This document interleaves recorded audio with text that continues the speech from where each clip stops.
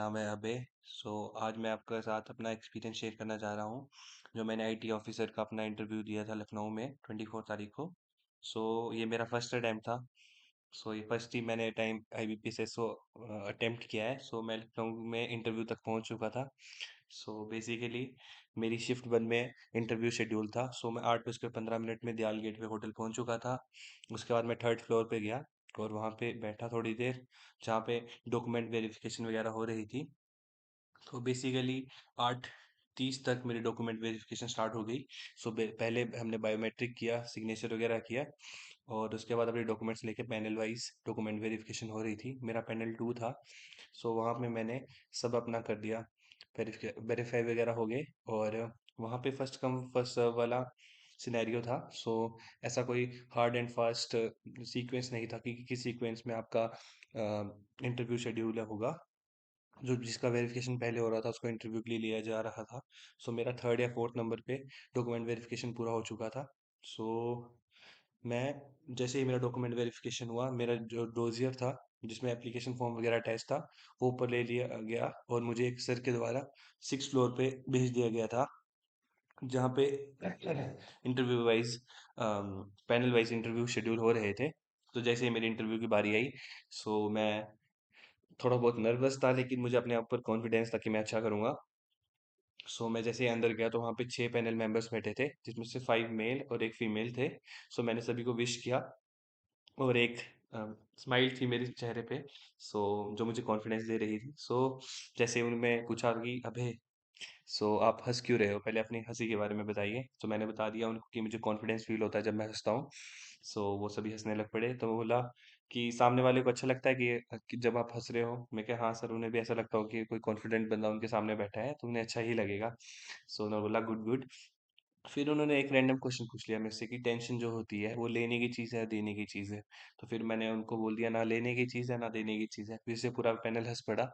सो माहौल बहुत अच्छा हो रहा था उस वक्त। फिर उन्होंने मेरे को बोला कि अगर कोई पर्सन आपको टेंशन दे रहा है तो आप उसकी टेंशन ले लोगे या फिर बोलोगे अपने पास रख। फिर मैंने उसको बोला कि उनको बोला कि मैं उसकी टेंशन ले लूंगा और दूर करके वापस दे दूंगा। फिर वो सभी बोले अच्छा अच्छा अच्छा। फिर वो बहुत ही अच्छा हो गया स्टार्टिंग में। फिर बेसिकली मेरा ट्रू इंटरव्यू उसके बाद स्टार्ट हुआ। सो फर्स्ट क्वेश्चन जो मेरे से पुटअप किया गया था वो था, जो फर्स्ट क्वेश्चन मेरे से पुटअप किया गया वो था कि इलेक्ट्रॉनिक्स इंजीनियरिंग और कंप्यूटर साइंस इंजीनियरिंग में क्या फ़र्क होता है। मैंने उनको बता दिया कि क्या फ़र्क होता है। फिर उन्होंने मेरे से पूछा था कि बैंकिंग सॉफ्टवेयर जो होते हैं तो सभी बैंक्स क्या सेम सॉफ्टवेयर यूज़ करते हैं। मैंने बोला नहीं, ऐसी बात नहीं है, लेकिन most of the bank, Indian banks, national banks Finacle use करते हैं। बोला अच्छा अच्छा, आपको फिनेकल के बारे में पता है। मैं कि हाँ सर। फिर उन्होंने बोला कि फिनेकल किसने डेवलप किया है। फिर मैंने उनको बता दिया कि फिनेकल इन्फोसिस ने डेवलप किया है। बोला अच्छा गुड, तो इन्फोसिस के चेयरमैन कौन है, इनको किस इस कंपनी को बनाया किसने है। फिर मैंने वो भी बता दिया कि नारायण कृष्ण मूर्ति जी हैं। उन्होंने बताया कि मेरे को उनका पूरा नाम याद नहीं आ रहा था। उन्होंने बोला कोई बात नहीं। फिर उन्होंने मेरे से पूछा कि डाटा सेंटर्स जो होते हैं इंडिया में वो क्यों बन रहे हैं। अब डाटा सेक्टर जो गवर्नमेंट है हमारी कितना इतना पावर, इतना जोर क्यों दे रही है डाटा सेंटर्स वगैरह बनाने के लिए। मैंने उनको ये समझा दिया कि डाटा कितना इंपॉर्टेंट है इंडिया के लिए। 1.4 बिलियन पॉपुलेशन है। डाटा इज मतलब बहुत इंपॉर्टेंट है। आगे जितने भी क्राइम मतलब डाटा वॉर्स वगैरह होंगी। सो बेसिकली इंडिया के डाटा को सिक्योर करने के लिए डाटा सेंटर्स बना रही है इंडियन गवर्नमेंट। फिर उन्होंने मेरे से एक क्वेश्चन पूछा था इसके बाद कि कौन सी कंपनीज डाटा सेंटर्स बना रही है इंडिया में। मैंने बोला सर मुझे इसके बारे में कोई आइडिया नहीं है। बोला अच्छा कोई बात नहीं। उसके बाद मेरे से क्वेश्चन पूछा था उन्होंने कि नोबेल प्राइज किसको मिला था आईटी में। फिर मैंने बोला सर मुझे इसके बारे में कोई आइडिया नहीं है। फिर उसके बाद उन्होंने मेरे से पूछा कि नोबेल प्राइज मिलता है क्या आईटी में। मुझे इस मतलब इसके बारे में कुछ पता ही नहीं आता। मैंने सॉरी सर बोल दिया कि सर मुझे नहीं पता। उन्होंने बोला कोई बात नहीं।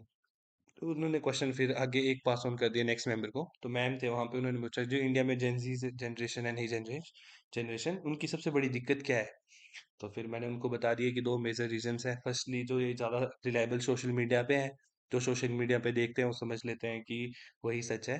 सो न्यूज़पेपर वगैरह कम पढ़ते हैं। उन्होंने बोला अच्छा, और दूसरा रीज़न मैंने बोला कि ज़्यादा टेक्नोलॉजी ड्रिवन है। सो बाहर वगैरह कम खेलते हैं, जैसे मतलब उनके सोशल कनेक्शंस वगैरह कम है।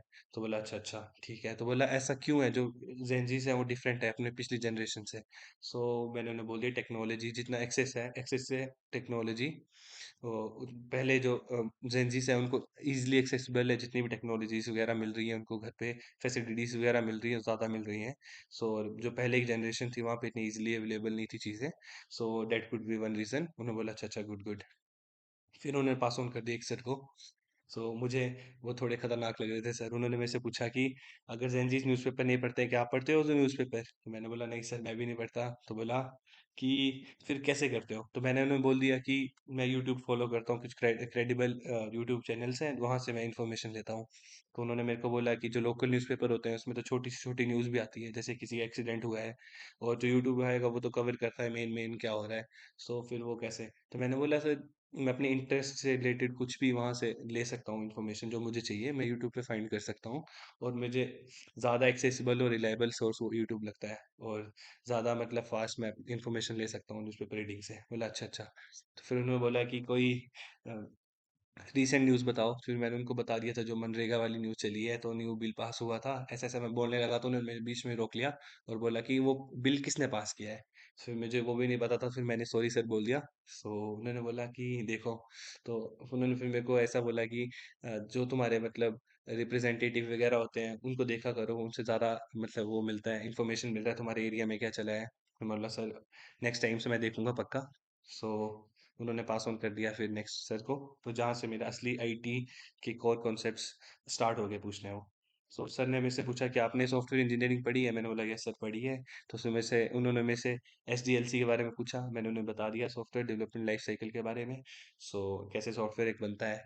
तो फिर उन्होंने बोले कि डिफरेंट मॉडल्स कौन से होते हैं इसके। तो मैंने उनके मॉडल्स के भी बता दिए कि वाटरफॉल मॉडल होता है, स्पाइरल मॉडल होता है, इटरेशनल मॉडल होता है, पाँच छः मैंने मॉडल्स के नाम ले लिए थे।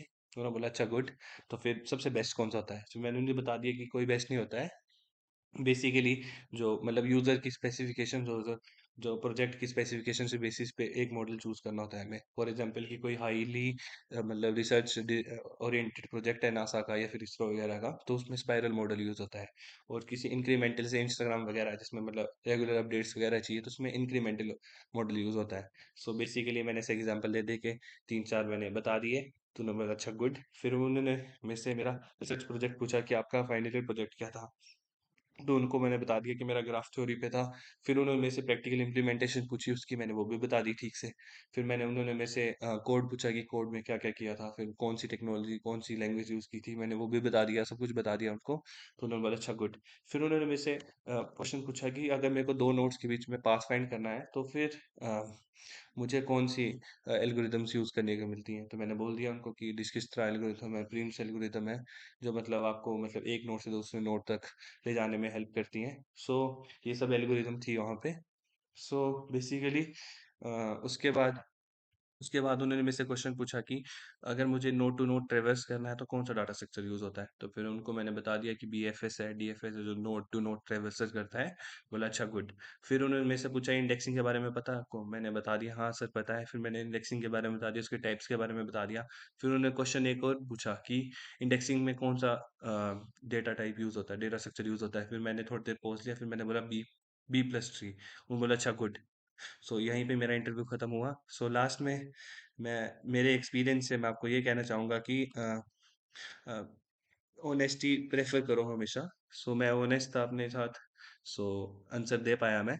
बाकी टेक्निकल प्रिपरेशन करो थोड़ी बहुत, जो आपका फाइनल ईयर प्रोजेक्ट है, ये सब चीज़ें मतलब ठीक से तैयार करके जाओ अपने इंटरव्यू से पहले। सो ज़्यादा नर्व थोड़ा बहुत नर्वस तो होता है जो नेचुरल है सभी का, लेकिन मज़ा आएगा, एक यूनिक एक्सपीरियंस होगा ये। सो देखते हैं अब। इस बार तो कट ऑफ भी काफ़ी हाई है। So hope for the best कि फर्स्ट अटेम्प्ट मेरा क्लियर हो जाए शायद, अगर भगवान ने चाहा तो होगा। और साथ ही साथ जब मैं वहाँ से निकलने लगा तो उन्होंने बोल दिया हमेशा कि हमेशा खुश ही रहा करो। और काफ़ी अच्छा एक्सपीरियंस था मेरे लिए। सो मैं तो यही कहूँगा कि अपनी प्रिपरेशन मत छोड़ो कभी। सो सभी के लिए ऑल द बेस्ट। अभी मेरा मेंस का रिजल्ट आएगा तो मैं आपको बता दूंगा कि मैंने कितना स्कोर किया और इंटरव्यू में कितना स्कोर आया, ये भी मैं आपको कमेंट्स में बता दूंगा जब स्कोर आएगा फाइनल। इसके बाद मैं एक वीडियो बनाऊंगा कि एक्सपेक्टेड फाइनल कट ऑफ क्या रह सकती है। सो स्टे ट्यून्ड, सब्सक्राइब कर दो चैनल को। सो कुछ भी क्वेश्चन है आप कमेंट्स में पूछ सकते हो, मैं अपना बेस्ट दूंगा उनको आंसर करने के लिए। So thank you so much and सभी के लिए ऑल द बेस्ट अपने आपके फ्यूचर्स के लिए।